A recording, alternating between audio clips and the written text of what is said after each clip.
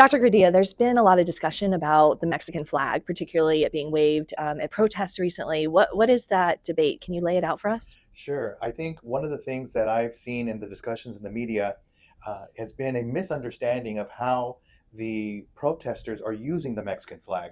Many assume that it's a sign of being having allegiance to Mexico or to the Mexican government, but in reality, it is the U.S.-born children of immigrants, especially if their parents are undocumented in this case, who are waving the flag to remind people of their community, their history, their culture, and that all of those things will not be erased or forgotten. What ripple effects are the ICE raids having on different Latinx communities? Absolutely. We are seeing a complete disruption, not only of their social and cultural lives, but of their economic and political lives. Um, we don't realize how much the Latinx community plays a factor in our Southern California economy. I know there are protests going on around the country, but here in Southern California, it is ground zero. This is kind of the focus. So let's think about how Southern California is really shaped by Latinx laborers in the service sector economy. Everything from Disneyland to Bank of America tellers to people who mow our lawns, clean our homes, take care of our children. This labor force is truly embedded into our economy, and it's very difficult for me to see a scenario where we can disentangle it. What's the impact on Latinx communities? I think one of the things we're going to be seeing is an increase in anyone who looks Latinx to be targeted by these ICE officials. What are examples? Certain examples are the need to carry ID that verifies you're a US citizen. And there have already been cases here in Southern California where a real ID, which many of us have, is not being used by ICE officials to verify citizenship. It can get you on an airplane, it can get you on a flight, but apparently it is not good enough for ICE. So you're having a situation where for the first time, many Americans of Latinx descent and background are having to carry documentation to verify that we're US citizens. And I think one of the things that I'm feeling, and as somebody who feels implicated in this current political moment, is my refusal to have something that verifies my citizenship, because I think it highlights the fact that complying with that means I have unequal freedom, that I have second class status to where I would have to prove I am a US citizen when there are other groups who are not being burdened by this care or concern. There's been a lot of news coverage about the 2024 election and the argument that Latino males in particular voted for Trump at higher rates than in previous elections. As a specialist in Chicano studies, what sense do you make of this? Well, I think one of the things that we have to look at are why people would have voted, but also in terms of disaggregating our category Latinx. Because without disaggregating that, we're not going to get a full picture of who the voters are, who's supporting this current administration. And one of the things that we've seen is the fact that in places like Southern Florida, we have the historic Cuban American community, we have the newer Venezuelan community, we have even Haitians who voted for Trump in this last election, not realizing that their communities would be targeted in ways that have never been targeted. And as a specialist, especially in immigration and in political culture, the fact that Cubans and Venezuelans are being targeted for deportation is truly historic. And I think the shock waves are being felt in those communities. Now, the other area that supported Trump disproportionately were Mexican Americans in South Texas. This area is very economically depressed, historically segregated in ways that the rest of the state is not segregated. And you have these individuals who are bearing the brunt of the flow of immigrants into their region. So this group of low-income, blue-collar Texas Latinos were feeling the competition and the pressure with undocumented labor. Mm. So the complexity is there in terms of the surface. But to really get into the woods here in terms of what other factors were at play, I surmise that social media played a very large role in socializing, indoctrinating young Latino males to vote for Trump and to vote for his political platform, even though it was clear that it was contradictory to their best interests. One of the things that we see in terms of what they call the rabbit hole or the red pill is that these young men initially start out following fitness influencers in terms of how to get in shape, how to do the boot camp style Hmm. fitness. And from there, they're then sucked into how to make a quick dollar, right? How to hustle and make money. And from there, they get pulled into kind of the gun culture. Mm. And eventually, they get pulled into this red pill grievance backlash part of social media, and it happens relatively quickly. This is something Mm. that even um, mainstream media has focused on for a lot of middle class suburban white women from places like New York City who are into yoga and into alternative diets, also getting pulled into the MAGA sphere, if you will. Hmm. So I think really looking at how social media has changed and diversified in the last 15 years really tells us the work that we have to do in terms of information literacy as well as information citizenship. That is Mm. how we all share at least some contact of same information or at least familiarity with similar information. Mhm. Because if you're operating from one set of information and I'm operating from another set, then there's no way we can have a dialogue because Mhm. we're not having any common touchstones of, oh, yes, we are at least referring to the same news article or the same Mhm. news program. So I think part of what we're seeing, if we use Latino males as a case study of what happened in the 2024 election, we do have to look at how we got to this point. But I also agree with the economic analysis that if we offered these voters very little, then there was very little for them to vote for in terms of the way voting groups have niche issues targeting them. And I think the lack of an economic discussion and a discussion only focusing on culture war issues didn't do the job to bring those Latino male voters into the fold. Yeah. So then a follow-up question, right? Now that these voters have seen Trump's policies, processes over the past few months, are you seeing any indication that it is changing either by bolstering or diminishing support of Trump? I think you're seeing a couple of interesting trends. I think one of the trends you're seeing is that buyer's remorse. I think you had people who felt that only the murderers, rapists, and drug dealers were going to be deported. And now people are seeing that in order to hit the numbers, the target numbers that Trump wants to hit, everybody has to be deported. And I think that is creating an awareness that we are not seeing the effects of right now. This is Mhm. planting the seeds for a larger awakening that we may see 6 months to a year out, with people kind of starting to question, wait a minute, he was only supposed to deport the bad immigrants, right? But when we look at US history, there's always been this discourse of good and bad immigrants. Mm. But the immigrant community themselves don't control whether or not they're perceived as good or bad.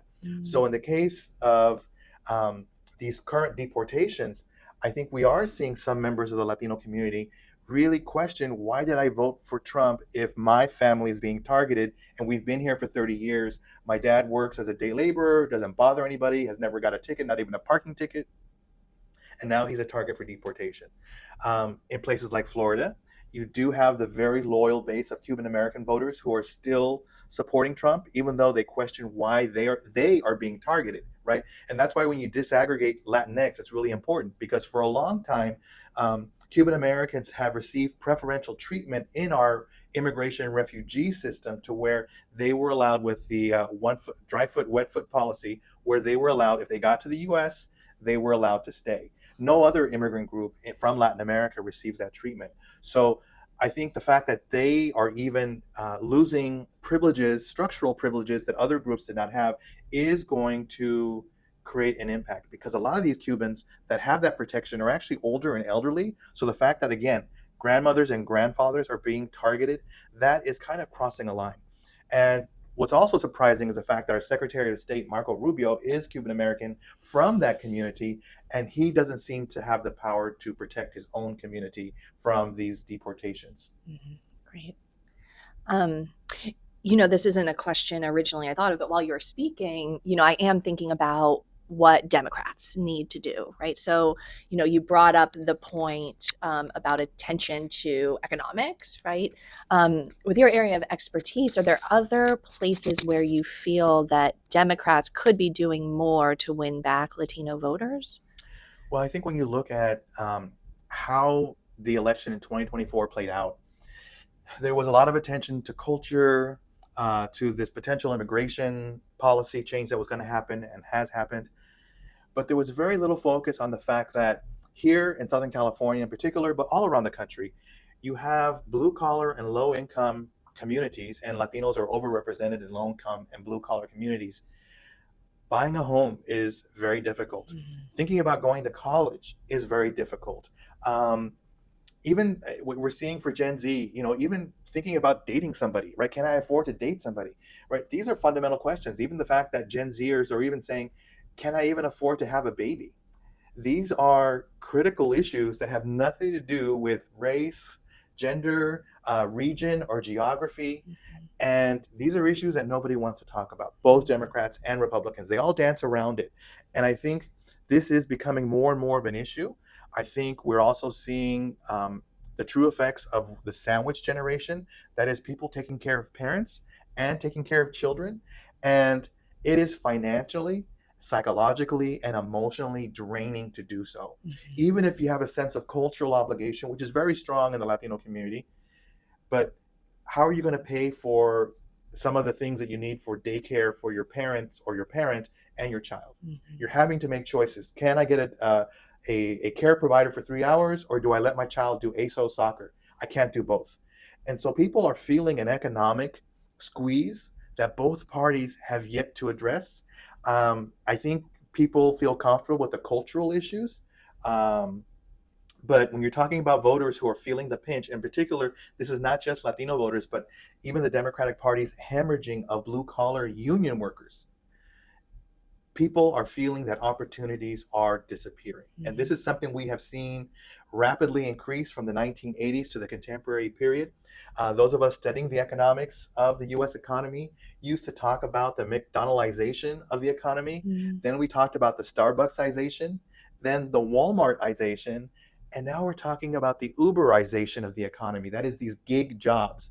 So we went from worrying about McDonald's style jobs, which actually look pretty good in places like Southern California with the raised minimum wage and the right to certain benefits, to now jobs being Uber jobs or the warehouse jobs delivering things for Amazon, which have no protections. You're a subcontractor and you're very vulnerable to the shifts of we need you, we don't need you.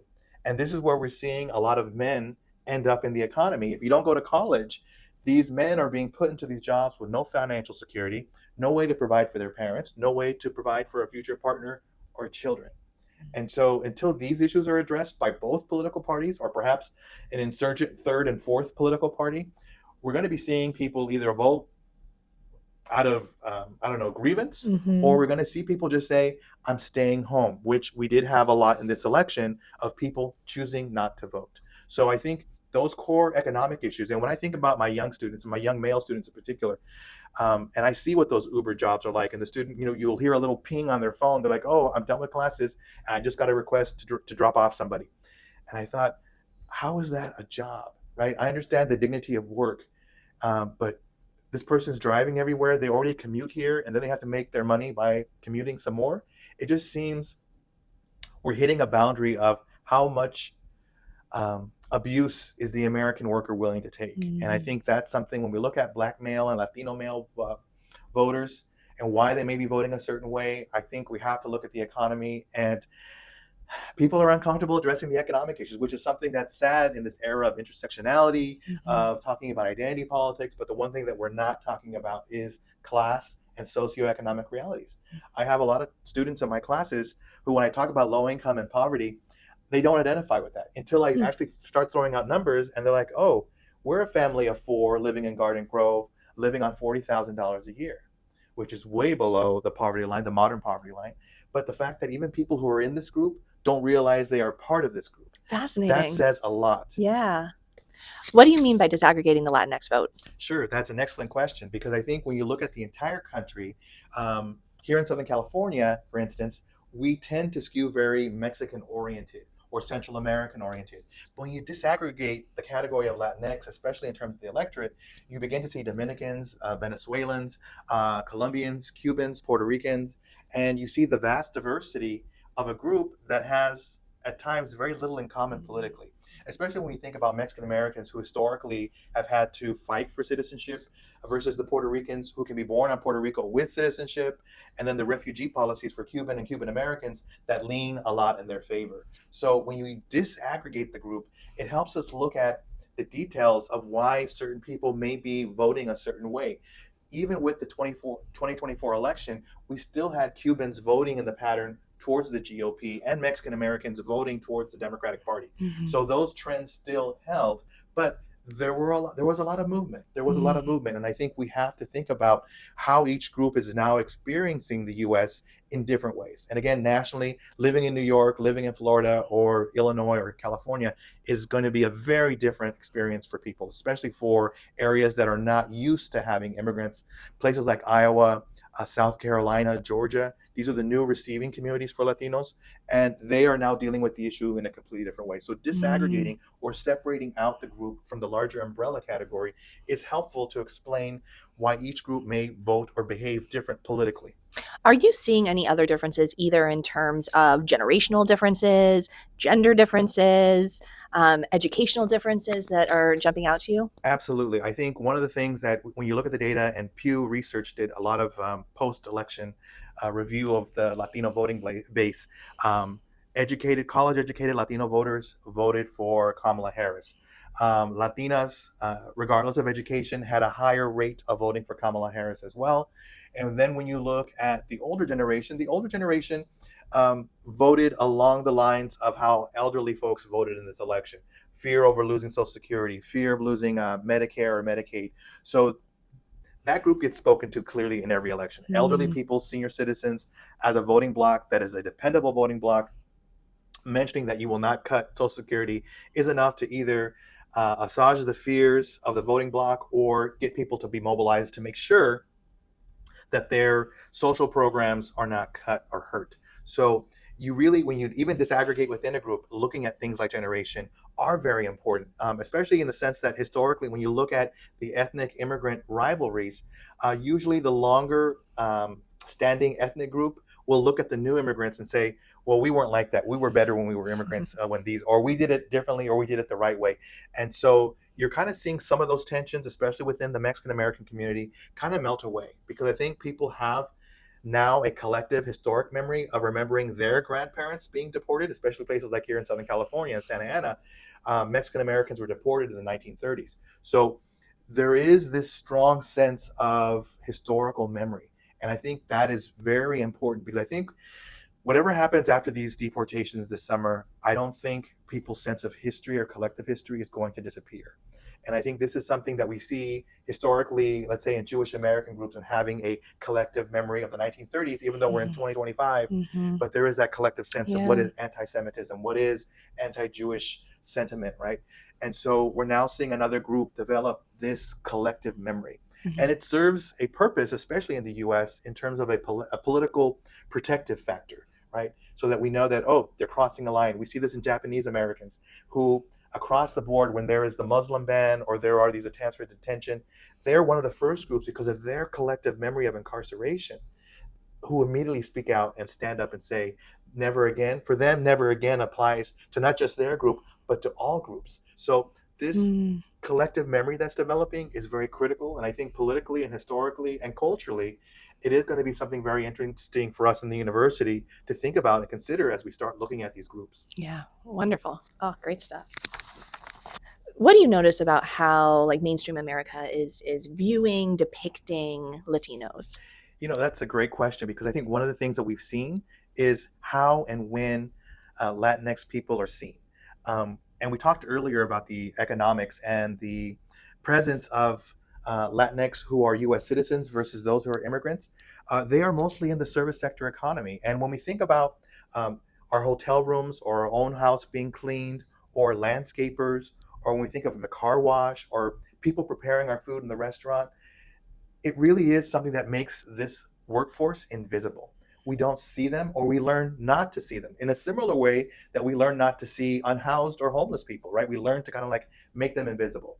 And with these protests, you're seeing people see Latinx, see Mexican, see Chicano people in ways that they hadn't seen, even though we are right in front of them this whole time. And I Mhm. think that's the painful thing that we're seeing, especially when people have concerns or beef with the Mexican flag, or certain chants or certain slogans that are being thrown out that seem harsh.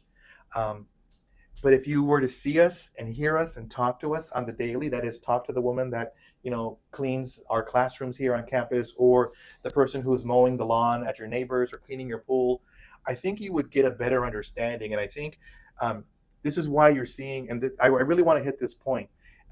Because people are now visible in ways that they were not visible before. I think this is why you're seeing a what I hope to be a mass solidarity movement, because you are seeing white Americans and African Americans seeing that, wait, that's the guy who helped build my porch when I needed somebody to build Mm-hmm. my porch and I went to Home Depot. This guy's a bad guy, right? It's creating an awakening not just for the Latinx folks, but for others who finally realize, wait, these folks are here, and if they're gone, who's going to do their work? Who's going to do this type of labor that no one else seems to want to do?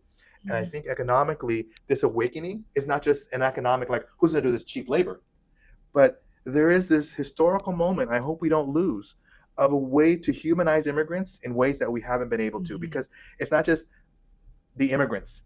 It's now the guy who helped me, Alfredo or Hector or Susana. People have names now. And when you pull somebody aside and they're not just a random immigrant, but Hector, that hits differently. Because I think for people politically, once you individualize and personalize it, it becomes a different thing.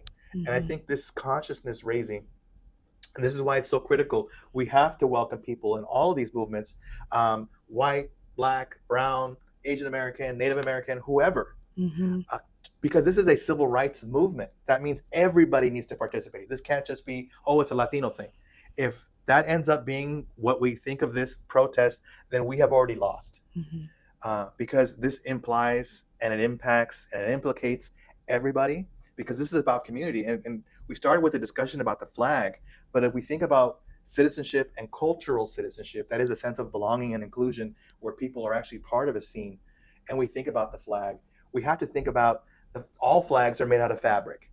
And immigrants, Latinx people, white, black, Asian American, etc., we're all part of the fabric of our Mm-hmm. society. And how do you disentangle a, a bar or a stripe or a star from a flag without disentangling the whole thing? And so for me, I think when we think of the fabric of what flags are made of, the fabric of what communities are made of, every piece of thread matters, right? Every stitch matters. And that's why this current moment for me is critical, because it's not about the past, it's not about the present. This is a struggle over what is the future. And I think when we think about future oriented thinking, this is why this is critical. We have to get this right, and we have to hit the reset on our critical American racial multicultural democracy. Because I think we have a moment here to say we, in a way, we Americans, that we have not been able to do in this country. I love the way you frame this particular part of it, right? Because I think one thing that I always get nervous about in terms of how we see is like, oh, we have to let these people in here because they do the work we don't want to do. And Correct. I love that you're not saying that, right? Like you're saying it, and it not only helps us value people, but particular labor, right? And Absolutely. people as laborers. Absolutely. Because we have to, I guess one of the things we don't see in society is everybody has to make it and everybody has to be a billionaire. But the everyday experience is, well, what is the everyday experience economically? And I think Mm-hmm. we would learn to appreciate and value the dignity of work, right? The Democratic Party always talks about the dignity of work, and in many ways it's performative. We don't actually respect the dignity of work. Mm, This is why I really get into big fights with family members and friends and whoever, over tipping and the new minimum wage, because people have to live off of that. right. And there's this understanding that, well, if you're working at McDonald's, it's a temporary gig. But for those of us who've gone to a certain McDonald's over and over again, or a Starbucks, it's the same people and they've been there for years. This is their job. Mm-hmm. So if this is their job and they have freely chosen that, then we have to make sure that they have the dignity of an income that can help them live. Yes. And I think that's another discussion that needs to come out is, what is it to survive economically in the US? Because when we look at that, we can say, wow, this Mexican American in Cyprus is struggling like that worker in Garden City, Kansas City, right, or Kansas. We can start drawing commonalities of economic struggle, because here in Southern California, our students of color are not the only ones struggling to be able to afford college. Mm-hmm. That is a struggle across the country. We saw that in the forgivable loan movement that Biden created in terms of finally fixing that program, people were desperate. I mean, it really looked like a lifeboat, and people were desperately crawling to get onto that lifeboat to Mhm. get their loans forgiven. I'd never seen that. I lucked out. I got my loans forgiven. But seeing the panic in the different social media support groups for that, it was devastating to see, especially after the election, people saying, "Now I'm being removed from the program," and Mhm. that's devastating. So Jessica, as you mentioned, what are things that we could be focusing on? The economic, and getting comfortable with not financial literacy, but what does it mean in terms of our economy? Really understanding what our economy does to people, how it elevates certain people, how it holds back certain people, and why certain people start voting a certain way when it goes against their economic interests, but Mhm. in reality, they're just voting the only way they can because we haven't given them a language or a strategy of what in the heck is going on. Why is the Mhm. person working 60 hours a week still poor? Mhm. Why is the person sitting on their veranda in Newport Beach looking at the Wall Street Journal making money by not having to leave their house, right? Mhm. These are questions we have to ask, but we learn not to talk about. Mhm. We get distracted with other things. And I Mhm. think we have more economic shared interests than we realize, but we haven't done the work to talk about our shared economic Mhm. interests. Are there any politicians you're excited about that you see doing this? So this is about hope. So for Yeah. me, I see a lot of here in Southern California. I'm a big fan of Santa Ana Councilman Jonathan Hernandez, who will be running for assembly. I hear through the rumor mill. He is somebody who has done solidarity work with the African American community in his district, the Asian American community, with white progressives, labor, and he's really talking about a lot of these economic issues as well as economic opportunities. And we need more of that. We need to go back to, which is funny, the 1950s post World War II economic policies, not the social policy, but the economic policies of we need to make sure people learn how to swim. So we need to have enough public pools for everybody. We need to invest in more roads so people can get to the workplaces they need to get to. We need to invest in mortgage opportunities so people can afford to buy a little something for Mhm. themselves. Reinvest in economic policies that will allow people to go to college, have their kids, and maybe help their community. I mean, Mhm. we're really making people pick and choose. If I go to college, I can't help my mom. And we really shouldn't be putting people into that Sophie's choice political scenario of either or. We have to help people, especially if you're a single mom in your late 20s, early 30s. We should be making it easier for you to go to college. And I think for me, when you see new progressive politicians like Jonathan Hernandez, there are others in the region, Walter Muñetón, in Garden Grove. These are just local politicians that I've been in communication with, but they are really addressing hardcore economic issues of inequality and economic access. So it's not just cultural and social access, but actually economic access, right? We should have parks. We should be able to have fitness, right? Mhm. The right to health, right? They say, well, people need to go to the gym or walk, but if your neighborhood isn't safe to walk in, where are my walking paths and bicycle paths to Mhm. do so? It's those types of investments that these new politicians are able to see and people want, right? It's like I can see my tax dollars directly going to something that benefits all. Mhm. And so I think we are seeing that. It is in the under 40 crowd of new Democrats who want to create kind of a difference. And I'm hoping, and not just Democrat, I'm really hoping for a renaissance for Republicans and conservatives as well that removes the cruelty. Um, you can be kind and conservative. I remember a lot of the conservatives who were my teachers, K through 12, they were very kind. They were very considerate. They mentored me, and they didn't view me as an enemy or a menace or anything. And I just think that we need to get back to that. There needs to be kindness and a sense of service for conservatives. I think that's something really important. You're seeing this in terms of this second transformational pope that we have in the Vatican, who's reminding people Christianity is also about doing work, right? Mhm. Visiting the incarcerated, the poor, the sick. It's that sense of service that cuts across the political divide. We should Mhm. all be concerned about everybody's welfare and well-being. What could be the negative cultural impact of insisting that protesters only carry an American flag?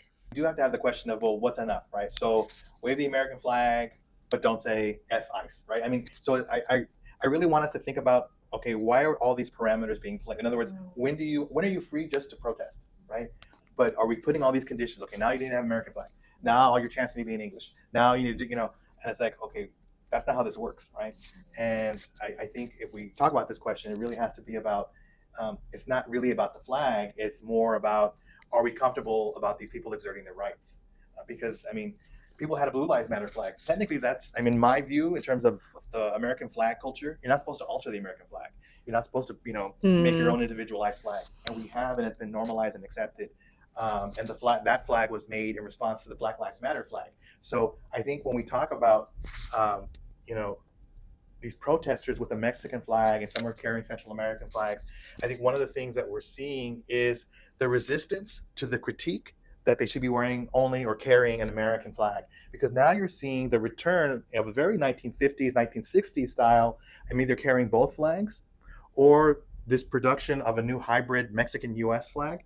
And you're seeing this kind of, yes, I hear you, I'm carrying an American flag, but I'm still carrying my Mexican flag because I think these individuals who are US citizens, right, who have the right to free expression hmm and how they protest, there aren't any rules for protest per se. And when you see them both carrying this hybrid or both flags, it's, I think, an assertion of I have the right to protest in the way I want to protest, but I'm hearing the critique and I am carrying an American flag or this modified American flag with Mexican elements in it. hmm I think it's really important not to get fixated on the flag because either you support this type of kidnapping deportations or you don't. And to say that you're so hung up on the flag tells me that you're not really focused on the meaty part of the issue. You're more on the visual, right? And if you can't get past someone who is using the flag as a symbol for family, love, and community, then you have some internal reflections to do, hmm right? Because I think the flag is not the issue. But you do see the protesters carrying both flags now. And I think there is a new renaissance of this hybrid Mexican US flag that we're seeing, which is kind of, as a cultural anthropologist and ethnic studies scholar, this has really piqued my interest because it's coming back. You see these depictions on everything from lowriders to murals that you see in the Latino community, right? The presentation of both in a cross, the Mexican and the American flag.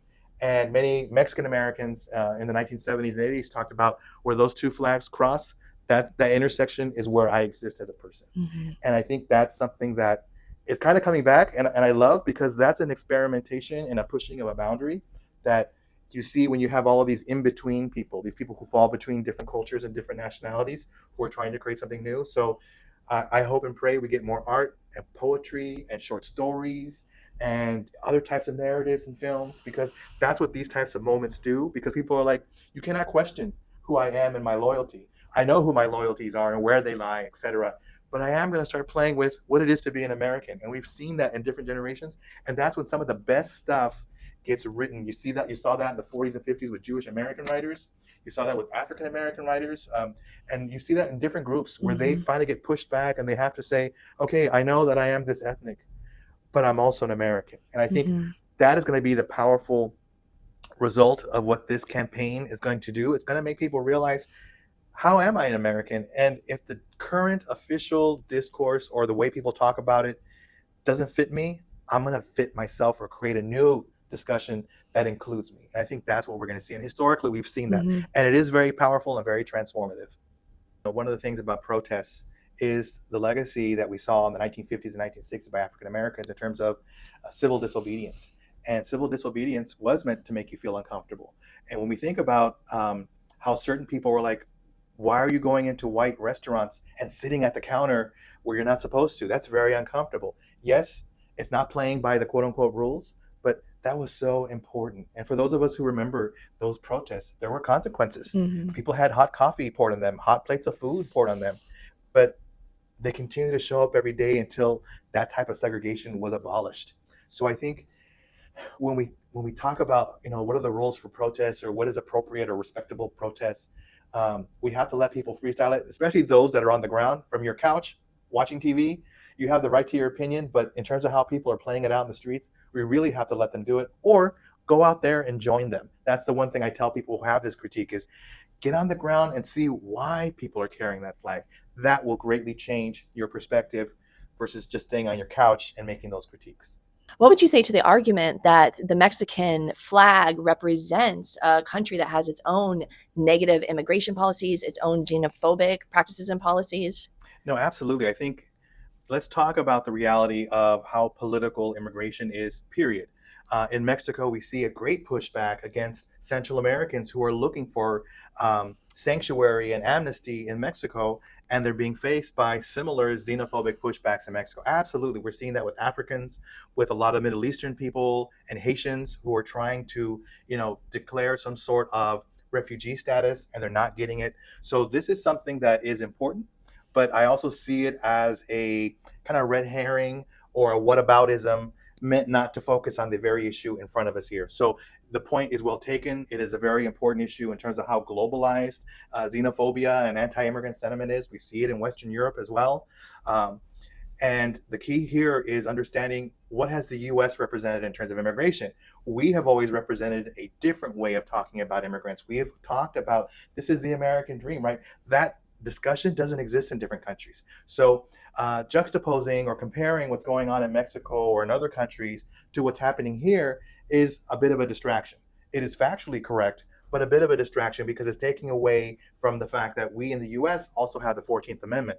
The 14th Amendment is birthright citizenship. So we have had a different discussion about immigrant rights and immigration that other countries can't have. So I think when we try to compare a Mexican apple to an American orange, we're not seeing the same thing. And I think it's important for us to look at that. And I think when we have this discussion about the flag today, I think it's really important to reiterate over and over again that the individuals in the streets carrying the flag are not agents of Mexico. They're not proclaiming this as new territories for Mexico or that we're going to return this to Mexico.